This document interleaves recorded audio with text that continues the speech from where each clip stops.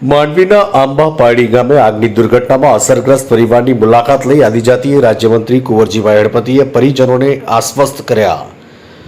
અસરગ્રસ્ત પરિવારને રાજ્યમંત્રી કુંવરજીભાઈ હળપતિ તરફથી તાત્કાલિક રોકડ અને રાશન સહાય કરવામાં આવી.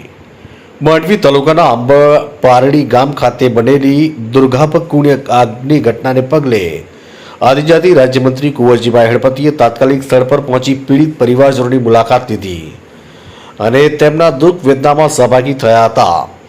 હળપતિએ પરિવારજનોને આશ્વસ્ત કર્યા હતા અને જીવન નિર્વાહ માટે તાત્કાલિક રોકડ અને રાશન સહાય કરી હતી.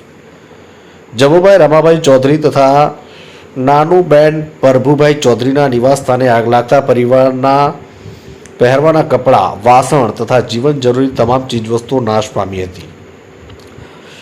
આ કપરા સંજોગોમાં રાજ્યમંત્રીએ પીડિત દંપતીને વ્યક્તિ દીઠ 25,000ની રોકડ સહાય આપી તથા 5 મહિનાની રાશન કીટ પૂરી પાડી તાત્કાલિક રાહત ઉપલબ્ધ કરાવી હતી.